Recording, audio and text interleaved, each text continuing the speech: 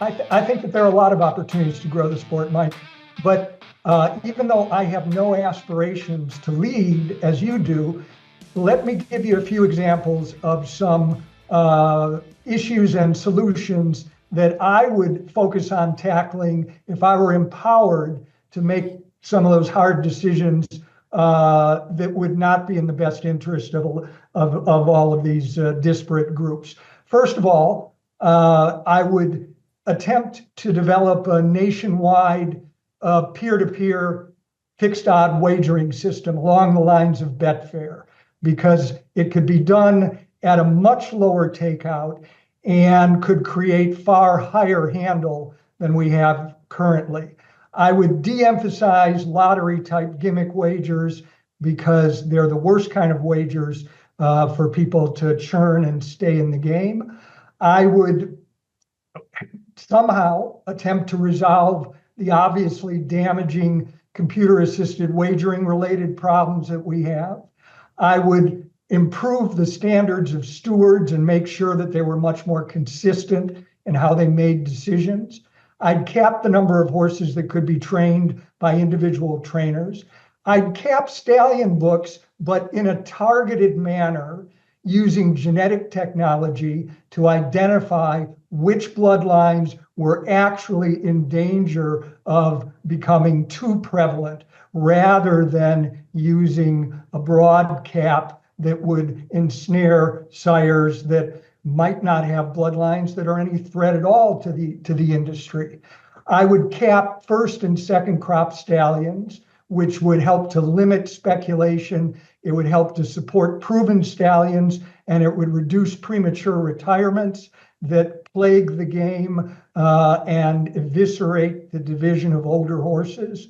I'd re-emphasize the breeding and racing of more durable horses and those with more stamina. How would I do that? Well, partly by incentivizing through series of races that would have purses that were focused on those horses that fit those descriptions. And I'd make radical changes to the graded stakes program, which you know I complain about a lot, because it's really, of all of the dishonesty in the industry, the dishonesty of having 4 grade 1 Derby preps within the span of 1 week with, oh, by the way, a 5th one, the Wood Memorial, within that same span is inexcusably embarrassing. It's the opposite of what the graded race it's only 3 grade ones, but whatever. Let him finish. Well, yeah. Let him cook. Go ahead. That's enough for now. Go ahead. So much of that, I'm like, preach, please, especially the wagering stuff. Preach, Tony, preach. Yeah, but Joe, you're going to go back to HISA saving the sport, so you don't even worry about that. But that's okay. What are you talking about? I can hold multiple thoughts in my head at multiple times. So let me tell you right now, the durability is not something you can fix overnight. Right. That was done because the best U.S. mares are now in Japan. Mike, can I just cut you off for 1 second? So of the 4 or 5 things that Tony said, because we're trying to get common ground here, like you said. I agree with all of it. Okay. So that's great. Here's the word he uses that I'm trying to do that only I can do. Not even Tinky. It's fucking radical. Right. And radical is done by disruptors. Right. If a radical needs to be done in this industry, he should be rooting for Mike Repole. He should be saying, you know what, Mike Repole is the only person that can pull this shit off, because if someone likes Mike Repole, he likes it. And if somebody hates Mike Repole, he fucking loves it. I love that. So this is what I want. I want Tony's ideas coming out of Mike's mouth. Right. So we're in agreement then. That's good. Okay. Keep going. But I also have, let me add some. Tinky, you could say yes or no. I'll go slow. What about marketing for the sport? I agree. It would be helpful, but I think that until the serious problems are. What about abolish the jockey club, make them a fucking breed registry, and that's all they need to be? I think that they do some other things that are important. I don't know that you'd want to do it that simply. Oh, no, I'd want to do it that simply.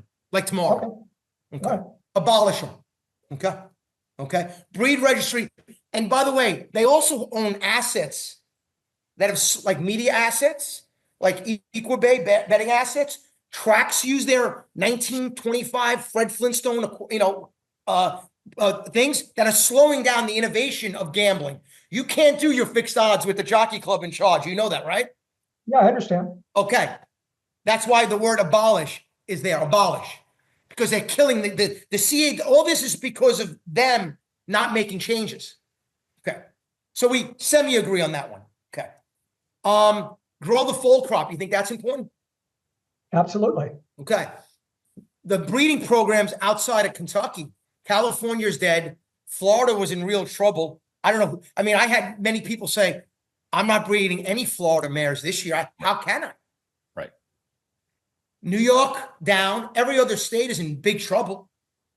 So what happened was Kentucky had this breeding program, and Kentucky is, you know, they kind of screwed up. They saw that their breeding program was either slightly up or the same, but the crop was dropping in all the other states. And now that it's dead in all the other states, Tinky, they see a drop in theirs. And now they're saying, what the F is happening here? So now that it's hurting their pockets, now they're concerned. Okay, so full crop, we agree? Yep. Funding aftercare? Obviously important. I mean, when the Jockey Club maybe gives $1 million aftercare, the Breeders' Cup, I'd like you guys to look up if I'd like to know what the Breeders' Cup was given to aftercare. Right. They're certainly sitting on a lot of money. That's No, absolutely only true. $100 million.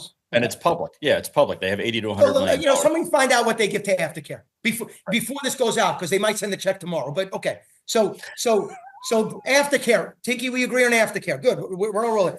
I want to reform the sales, yearling sales, 2-year-old sales. You were a bloodstock agent. What was you had a license? You had penalties. You had consequences. What do you think about bloodstock agents? You think they should be licensed? Sure, I think that would be beneficial. I mean, my barber has a fucking license for this $18 haircut, but you can sell a $3 million horse, make 5%. Are you sure it wasn't a knockoff? Are you sure are you sure it was a legitimate one? No, I'm just kidding. No, this is actually my toupee. I